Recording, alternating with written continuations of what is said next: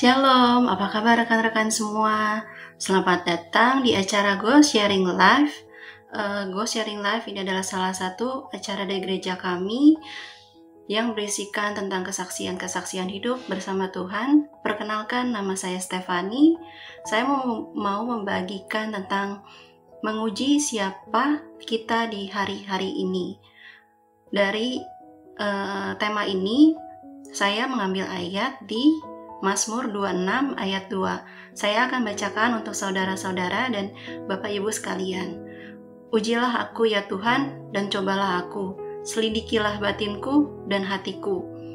Mungkin di pandemi ini jadi ujian terberat untuk setiap kita, masa dimana kita diuji, dan saya mau share sedikit tentang apa yang saya alami selama masa pandemi COVID-19 ini. Saya bekerja di Jakarta, selama ini saya pulang pergi di Jakarta selama kurang lebih sekitar 1 atau 2 bulan setelah pandemi COVID ini.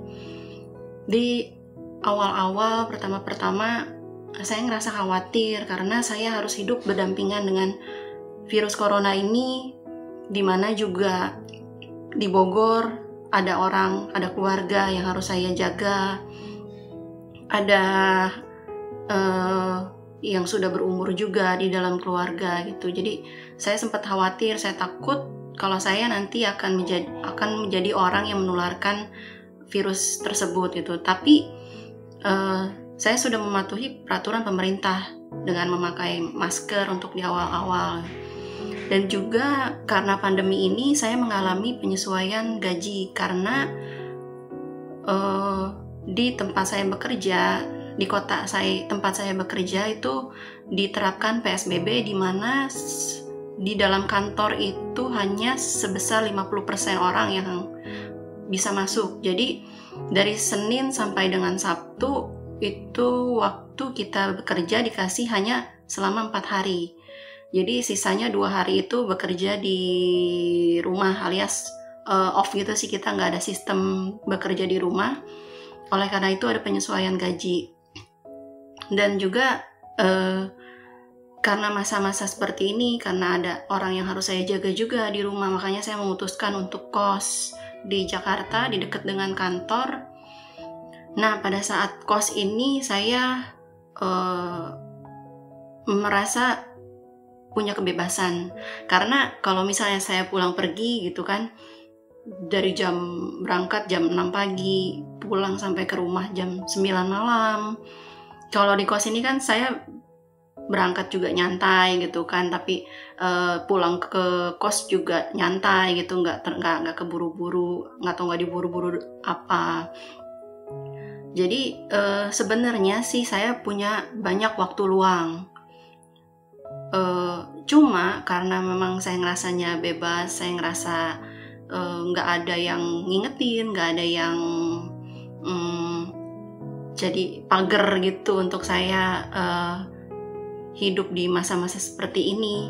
Oleh karena itu, jadi waktu-waktu yang ada, waktu-waktu semenjak saya kos ini, saya lebih banyak nonton YouTube, nonton Korea, atau main game, atau main hal-hal yang lain gitu, main keluar.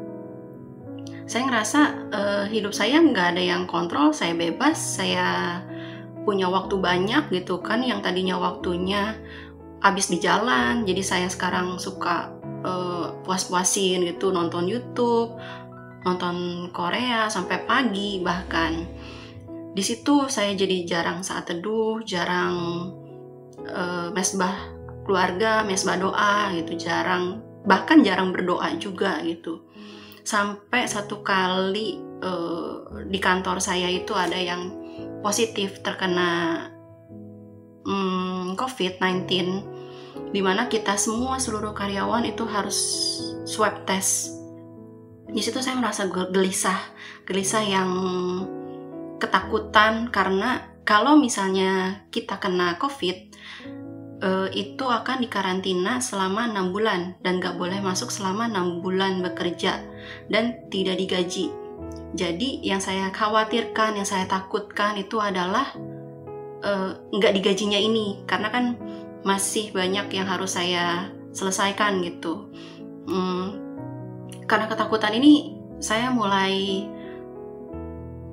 balik ke yang seharusnya, kayak saat teduh lagi, kayak berdoa, kayak terus-terusan gitu baca firman Tuhan, nguatin hati, nguatin diri sendiri, dan satu sisi juga harus nguatin orang-orang yang lain gitu kan. Waktu saat doa, saya dikasih pencerahan. Jikalau kamu emas, maka dimanapun kamu berada akan menjadi emas. Begitu juga elang, badai apapun yang akan kamu alami, kamu tetap elang. Jadi hari-hari ini bukan tentang bagaimana kamu hidup, tetapi dengan siapa kamu hidup. Dan setelah itu saya mulai memprioritaskan Tuhan, saya mulai menata lagi kehidupan saya mulai pegang janji Tuhan lagi, saya mulai rajin saat teduh, rajin mesbah doa, rajin untuk sharing juga, kasih penguatan juga ke teman-teman yang lain gitu kan. Dan setelah beberapa saat tes, puji Tuhan hasil tesnya negatif. Dan menurut saya Tuhan gak pernah tidur, menurut saya Tuhan gak pernah lalai akan janji-janjinya. Saya ngerasa janji Tuhan itu iya dan amin, saat ini dan sampai selama-lamanya. Ada ayat penutup dari saya, mari kita baca di Matius 21 ayat 42. Saya akan bacakan untuk saudara-saudara sekalian. Kata Yesus kepada mereka, belum pernahkah kamu baca dalam kitab suci, batu yang dibuang oleh tukang-tukang bangunan telah menjadi batu penjuru. Hal itu terjadi di pihak Tuhan, suatu perbuatan ajaib di mata kita. Saat kita diuji, jadilah batu penjuru di pihak Tuhan. Jadi kesimpulan yang saya akan yang tadi sudah saya bagikan adalah, pertama, kita mungkin bisa hidup bebas saat ini, nggak ada batasan. Mungkin kalau dulu-dulu minggu nggak ke gereja, kita bisa ditanyain sama asgol kita, sama goling kita, kemana aja, nggak ke gereja gitu. Kalau sekarang kan nggak ada. Tapi bebas boleh, tapi harus ada aturan, harus ada batasan. Jangan sampai yang terdahulu menjadi yang terakhir, dan yang terakhir menjadi yang terdahulu. Yang kedua, jika kita diibaratkan seperti elang, jadilah elang yang menerjang badai. Jangan takut dengan badai, karena kita tahu dengan siapa kita menjalani hidup, yaitu dengan Tuhan. Dan yang ketiga, jadilah batu penjuru.